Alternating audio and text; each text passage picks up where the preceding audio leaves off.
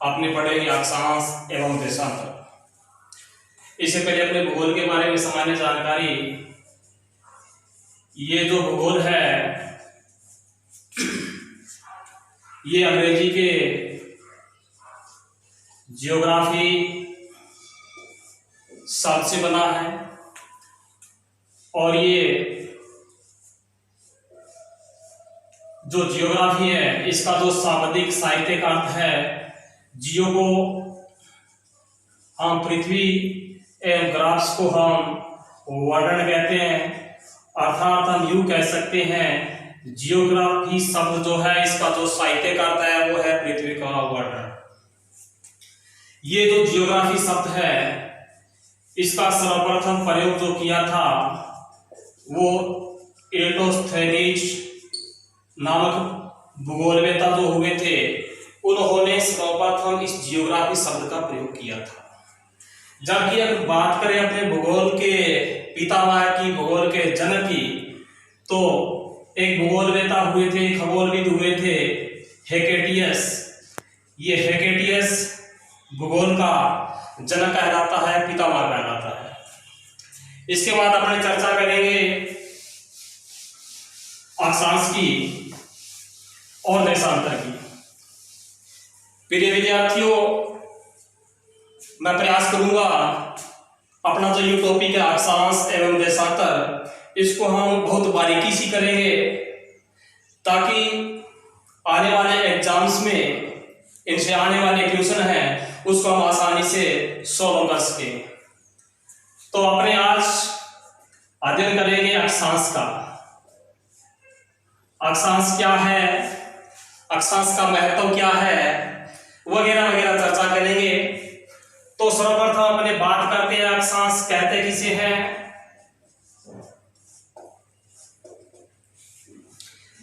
समझिए, ये जो मैं आपको बता देना चाहता हूं जो भूगोल का विषय है, ये भूगोल का विषय है कि न कि रटने का विषय नहीं है, ये एक समझने का विषय है। हम इसे समझने का प्रयास करेंगे। अक्षांश कहते किसे हैं, पृथ्वी के कक्षा तल पर उसके अक्ष के सहारे खींचे गए कोणों के समान मानों को मिलाने पर बनने वाली रेखाएं अक्षांश रेखाएं कहलाती है। पुनः सुनिए, माना ये अपना ग्लोब है, पृथ्वी है, और ये पृथ्वी के लगभग बीच में एक रेखा डाल दी है और इस रेखा को अपने 0 डिग्री रेखा के नाम से जानते हैं। इसे 0 डिग्री रेखा और इसे अपने भूमध्य रेखा भी कहते हैं और इसके अलावा हम इसे विषुवत रेखा भी कहते हैं। इसे 0 डिग्री रेखा, भूमध्य रेखा, विषुवत रेखा भी कहते हैं।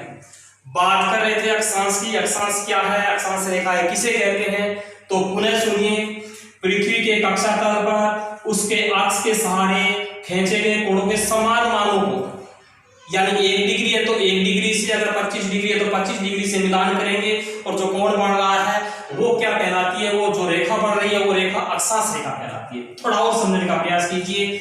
माना ये 0 डिग्री है और यहां पर 2 डिग्री है, यहां से हम यूं कोण बनाएंगे, ये लो जी, ये कोण बना।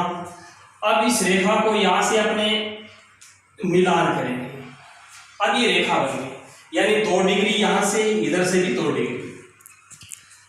आपने डेफिनेशन पढ़ी थी, पृथ्वी के कक्षा तल से उसके अक्ष के सहारे खींचे गए कोणों के समान मानों को मिलाने पर बनने वाली रेखाएं अक्षांश रेखाएं कहलाती है। यानी यहां से जो भी रेखा खींचेंगे वो 2 डिग्री की खींचेंगे, न कि 3 डिग्री की। इसी प्रकार माना कि अपने यहाँ 20 डिग्री है और यहां से अपने यूं कोण बनाए, ये कोण बना, और यहां से अपने यूं रेखा डाल दें, और अब यहां से जो भी रेखा बनेगी वो सारी की सारी क्या बनेगी, 20 डिग्री की बनेगी। बस यही बात थी। यानी पृथ्वी के कक्षा तल पर उसके अक्ष के सहारे खींचे गए कोणों के समान मानों को मिलाने पर बनने वाली रेखाएं अक्षांश रेखाएं कहलाती है। थोड़ा और सरल होते हैं, अपने मैप में देखते हैं, ये जो ऊपर का पार्ट होता है ये उत्तरी और ये भाग होता है, ये भाग दक्षिणी कहलाता है, ये पूर्वी भाग होता है और ये पश्चिमी भाग। उत्तरी, दक्षिणी, पूर्वी और पश्चिमी। यानी सरल रूप में अगर इसकी डेफिनेशन पढ़े अक्षांश की तो ये है कि भूमध्य रेखा के समांतर पूर्व से पश्चिम की ओर खींचे जाने वाली रेखाएं अक्षांश रेखाएं कहलाती है। पूरा सुनिए, भूमध्य रेखा के सहारे पूर्व से पश्चिम की ओर खींचे जाने वाली रेखाएं अक्षांश रेखाएं कहलाती है। लेकिन इसकी शर्त ये है कि इसकी दूरी है वो बराबर होनी चाहिए, इक्वल होनी चाहिए, समांतर होनी चाहिए। यानी भूमध्य रेखा के समांतर जो रेखाएं पूर्वी छोर को पश्चिमी छोर से जोड़ती है वो अक्षांश रेखाएं कहलाती है। तो ये है अक्षांश रेखा की डेफिनेशन, परिभाषा। इसके बाद चर्चा करेंगे अपने अक्षांश का महत्व क्या है, क्या काम आते हैं, वगैरह वगैरह। ये अपना ग्लोब, ये अपनी पृथ्वी, पृथ्वी का ये मिडल का भाग 0 डिग्री भूमध्य रेखा। यानी ये जो पृथ्वी है ये अपना ग्लोब है। इसको और थोड़ा बारीकी समझने का प्रयास करेंगे अपने।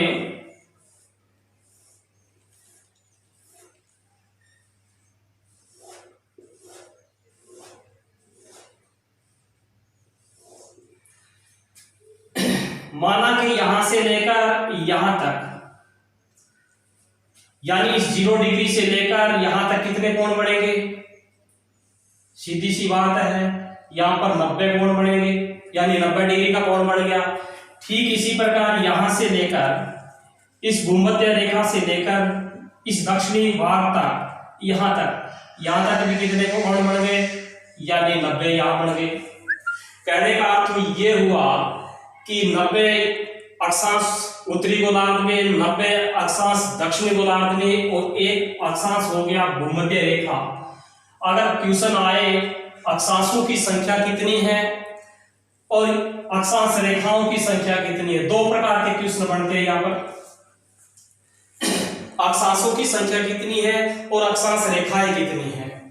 तो चर्चा कर रहे थे अपने 90 इधर बन रहे हैं, 90 इधर बन रहे हैं और एक भूमध्य रेखा वाला, यानी 90 90 180 और एक ये 181। अगर प्रश्न आए एग्जाम में अपने भी अक्षांशों की संख्या कितनी है तो अक्षांशों की संख्या होगी 181। क्यों? क्योंकि 90 अक्षांश इधर है, 90 अक्षांश इधर है, एक भूमध्य रेखा है, ये भी अक्षांश रेखा है।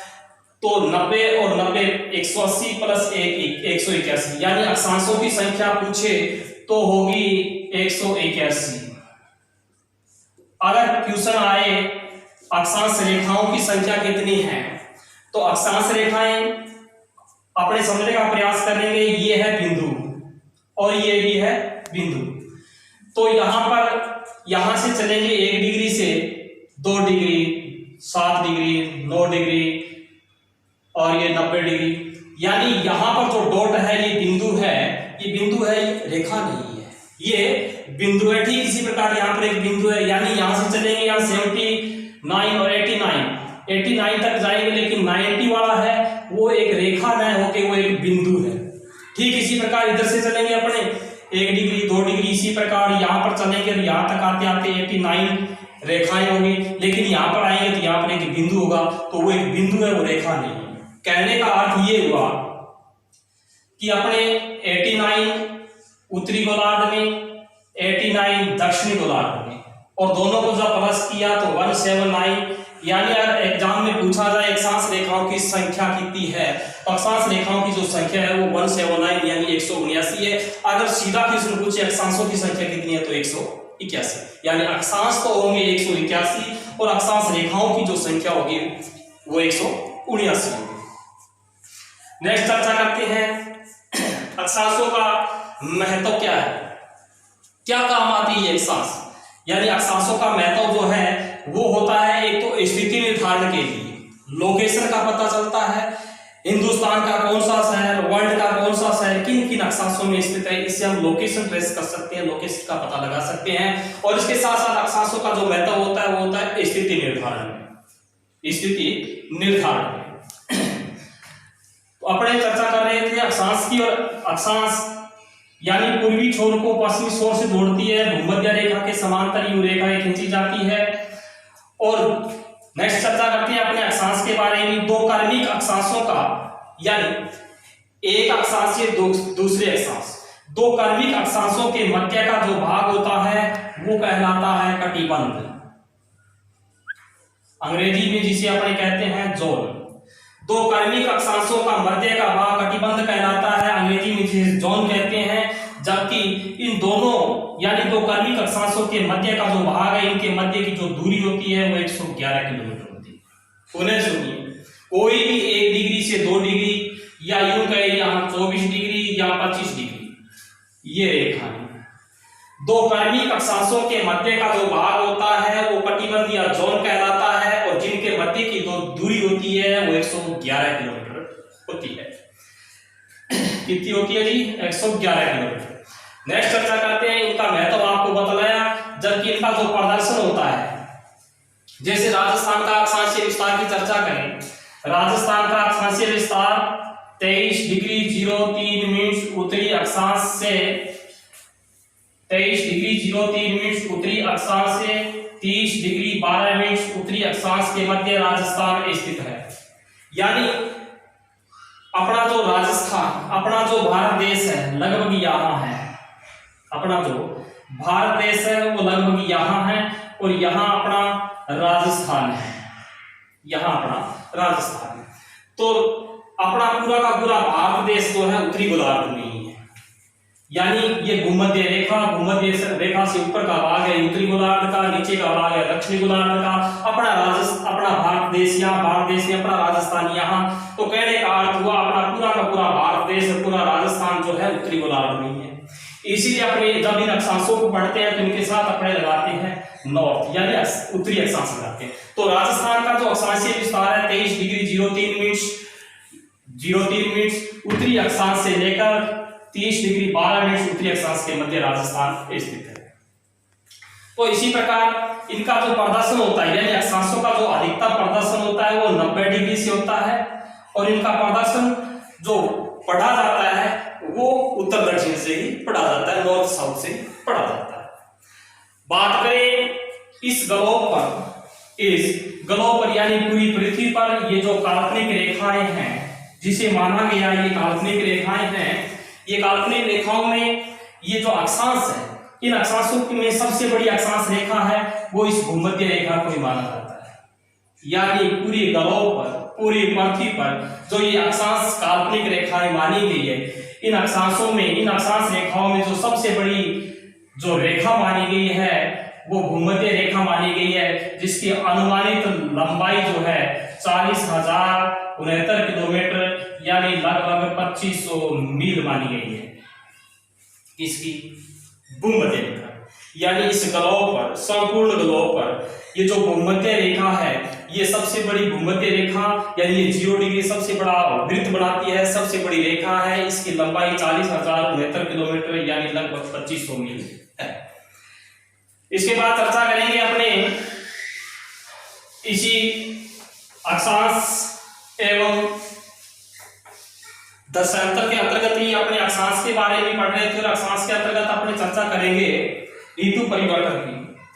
यानी अपना जो ग्लोब है इसमें कब सूर्य कहाँ चमकता है और कब कहाँ चमकता है,